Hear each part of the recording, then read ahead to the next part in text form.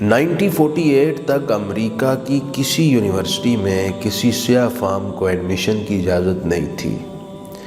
پھر جب یہ اجازت دی گئی تو کوئی سیاہ فام کسی گورے کے ساتھ نہیں بیٹھ سکتا تھا، اسے الگ اور گوروں سے دور بٹھایا جاتا تھا۔ چہرہ روشن، اندرون چنگیز سے تاریک تر۔ لیکن 14.25 صدیاں قبل رحمت عالمین صلی اللہ علیہ وآلہ وسلم نے جو نظام حیات اسلام کی صورت میں پیش کیا، کیسا خوبصورت منظر تھا۔ ایک ہی مجلس میں ایک ہی جگہ سیاہ فام حضرت سیدنا بلال حبشی، حضرت سیدنا سلمان فارسی اور حضرت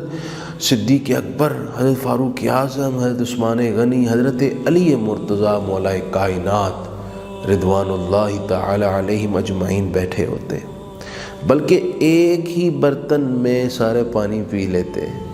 اور بعض اوقات ایسا بھی ہوتا کہ خود رحمت عالمین صلی اللہ علیہ وسلم صحابہ کرام کے پینے کے بعد اسی برتن سے نوش فرمایا کرتے تھے۔ تاریخ اسلام ہمیں یہ بھی بتاتی ہے کہ غزوہ موطا میں ایک آزاد کردہ غلام حضرت زید بن حارثہ کو سپہ سالار اعظم بنایا گیا، اور خود نبی کریم صلی اللہ علیہ وآلہ وسلم نے اپنے وصال سے قبل ایک غلام زادے حضرت سیدنا اسامہ بن زید رضی اللہ تعالیٰ عنہ کو اس لشکر کا سپہ سالار بنایا جس میں ان کے ماتحت حضرت سیدنا صدیق اکبر، جناب فاروق اعظم، حضرت عثمان غنی اور علی مرتضیٰ جیسے کبار صحابہ تھے۔ بلکہ فاتح شام حضرت ابو عبیدہ بن جراح رضی اللہ تعالیٰ عنہ نے ایک مرتبہ یہ بھی فرمایا تھا کہ میں ایک قریشی انسان ہوں، لیکن تم میں سے اگر کسی کو تقوی کے لحاظ سے زیادہ ترجیح حاصل ہو تو میری خواہش ہوگی کہ رب مجھے اس جیسا بنا دے۔ ہماری اسلامک آئیڈیالوجی میں ہمارا فلسفہ ہی برابری کا ہے، مساوات کا ہے، اور تقوی کے لحاظ سے اللہ کے حضور عزت اور اکرام زیادہ ہونے کا ہے۔ آج ضرورت اس بات کی ہے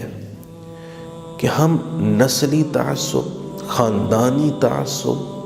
برادری ازم اور مال و دولت کے لحاظ سے ساری تفریق کو ختم کر دیں، اور یہ وہ بنیادی بیماری ہے عدم مساوات کی، ذات پات اور نسلی تفاخر اور مال و دولت کی تفریق کی، جس بنیاد پر آج ہم پست ہوتے جا رہے ہیں، ذلیل ہوتے جا رہے ہیں، بہت پیچھے جا رہے ہیں۔ اسی لیے اقبال نے کہا تھا، بتان رنگ و خون کو توڑ کر ملت میں گم ہو جا، نہ تورانی رہے باقی، نہ ایرانی نہ افغانی۔ تاریخ نے ہمیں دکھایا ہے جب تک ہم مساوات سے رہے، وحدت کی زنجیر میں جڑے رہے، دنیا کی کوئی قوم ہمیں مسخر نہیں کر سکی۔